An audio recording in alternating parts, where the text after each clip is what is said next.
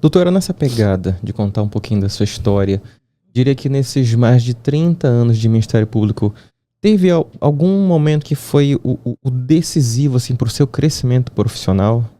Sim, eu acho que tiveram vários momentos, né?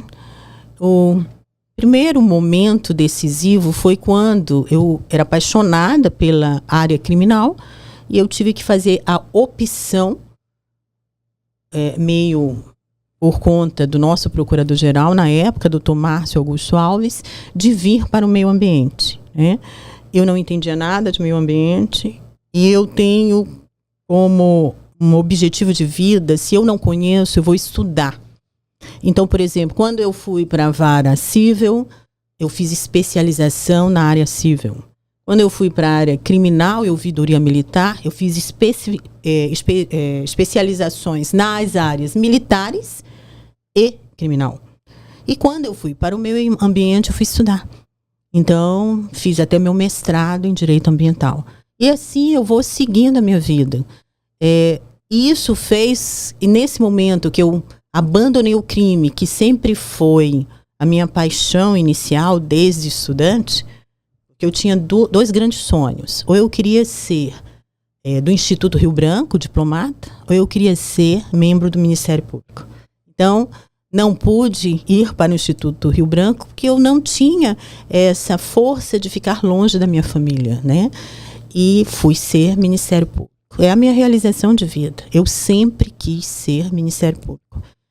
E na área criminal, que era a minha pegada. Eu gostava do crime, de combater o crime. Deixa dizer bem isso.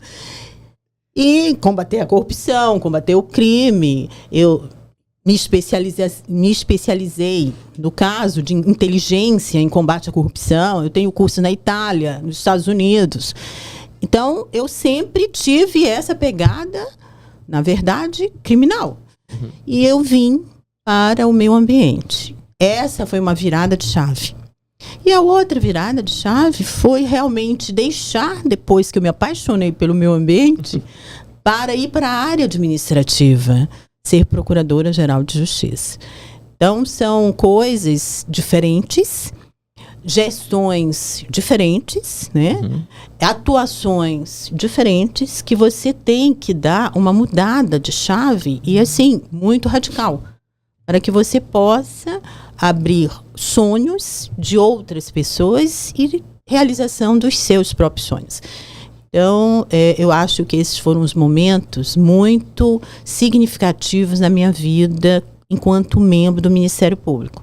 E hoje, também, ir para o Conselho Nacional do Ministério Público. É a primeira vez que uma mulher nortista é escolhida pelos estados a ser conselheira do Ministério Público Brasileiro. Isso nunca houve em quase 70 anos de conselho. E aí isso muito me orgulha, porque uma macapaense, que eu nasci em Macapá, né, sou macapaense, está no maior centro administrativo do Ministério Público Brasileiro, que é o Conselho Nacional. E a gente mostrando a nossa capacidade, o nosso trabalho, a nossa instituição, o nosso Estado. Isso é muito importante e tem uma relevância nacional impressionante. Alexandra, é muito interessante a gente ressaltar. Eu lembro porque eu estava lá na sua frente quando a senhora estava sendo nomeada ali, e para mim foi muito interessante, porque sabe quando você está assistindo? Vamos colocar aqui que algo para a gente vibrar. Quem foi no carnaval esse ano? Quando você está assistindo a sua escola, aquela euforia. E para mim foi muito prazeroso, porque quando eu estava lá, eu lembro que eu estava com meu celular assim, e aí quando chamaram e falaram, representando ali ela, nortista, Amapá, aquilo tem um peso, porque você é a minha casa. Quando você sabe que alguém da sua casa está representando no cenário nacional, principalmente pela trajetória que eu já tinha conhecimento, assim como todos nesse estado, a gente para ver a determinação de uma mulher. Eu acho que esse é o cenário que a gente não pode deixar de ressaltar, mesmo que nós sabemos. Tem a ver, sim, com a sua competência, tem a ver, sim, com toda a sua trajetória mais de 32 anos ali, de instituição, mas também do trabalho, passando principalmente você tem aqui toda essa nuance, como a senhora colocou, até chegar à Procuradora-Geral.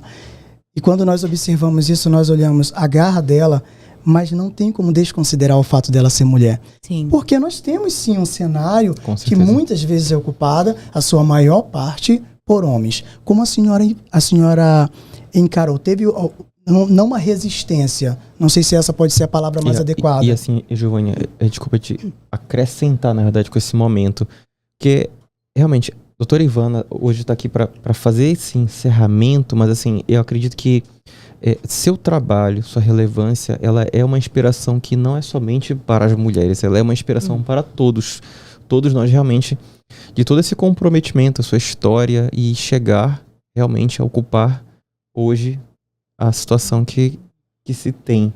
Então, eu só queria colocar essa situação porque realmente acaba sendo uma inspiração para todos nós, assim, uma inspiração pessoal. Não somente consigo me sentir, porque a gente escuta muito, e como você falou agora, que a gente escuta muita gente reclamar. A gente realmente, mas as pessoas que realmente se levantam e querem, vão lá e fazem a diferença, esses realmente são poucos e poucas. Então, assim, só realmente dar os parabéns, assim, por essa relevância, realmente por ser um exemplo e uma inspiração. Mas, continuando, como o Alexandre falou, tem esse cenário que a senhora representa hoje, mas houveram percalços de até chegar ao conselho de dizer, houveram momentos sim que eu percebo que olharam e falaram, é uma mulher, uma paense, ela vai ter força. Houve momento assim ou não? As pessoas simplesmente ignoraram esse fato e falaram, é a determinação dela que trouxe ela aqui, é a competência dela que trouxe ela aqui, e ela sendo mulher ou não, ela vai ocupar por merecimento o título que hoje estava recebendo. Como foi esse processo até chegar ao conselho? Não é um processo fácil. Dizer que não é discriminação em relação às mulheres e aos nortistas, nós estaríamos mentindo. E eu acho muito importante falar sobre isso, porque quando você fala sobre isso, você conhece o assunto, você discute, você tem forças para enfrentar. Foi muito complicado toda a minha trajetória. Primeiro, o fato de eu ser mulher, estar numa vara criminal na época, no início do Ministério Público, mas não só numa vara criminal, numa vara no caso, Auditoria Militar. É uma vara extremamente machista. Não por questões de que a polícia seja machista ou não, mas naquela época em que começou a instituição, não havia esse conhecimento sobre uma mulher estar numa promotoria baseada praticamente por homens militares, né? E dizendo e pedindo condenação de militares, né? É uma coisa muito difícil. E eu lembro que uma das minhas primeiras pedidos de condenação, condenei uma pessoa, né? E essa pessoa, ela tinha uma relação antiga com meu marido, e foi bem interessante que quando ele se referiu a mim, ele dizia o seguinte, não sabia que eu era casada com o meu marido, né? E aí ele disse assim, que ele estava muito triste, porque pediram a condenação dele, uma mulher atacada e mal amada, que é quando logo querem desfazer da posição da mulher. Nós somos atacadas, nós somos mal-humoradas, nós somos mal amadas, o marido não dá conta, enfim. Essa é a expressão que utilizam para a gente, para nos diminuir, e diminuir a nossa capacidade, a nossa potencialidade, a nossa força. Isso foi sempre assim. E não foi diferente. Quando se chegou ao conselho, marcavam reuniões, por exemplo, com conselheiros homens, ou com os conselheiros, tarde da noite. Eu, a única mulher, concorrendo, imagine ter que sair de um hotel sozinha, de madrugada, para um bar, para conversar, para convencer a votarem, o Conselho Nacional de Procuradores Gerais a votarem em mim. Isso porque eu já tinha sido presidente do Conselho Nacional de Procuradores Gerais. Então, mesmo assim, eu sofri um pouco dessa discriminação. Não foi fácil.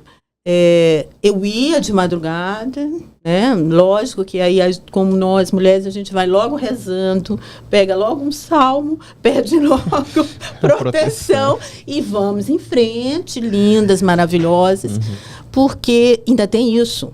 Nós não podemos deixar de estar nos saltos, arrumadas, bem apresentadas, porque qualquer desleixo, eles já dizem que a gente está no fundo do poço, que não... Enfim, sempre existe essa necessidade das mulheres de provar o tempo todo a sua capacidade, a sua dignidade, a sua força, a sua moralidade. É uma coisa impressionante.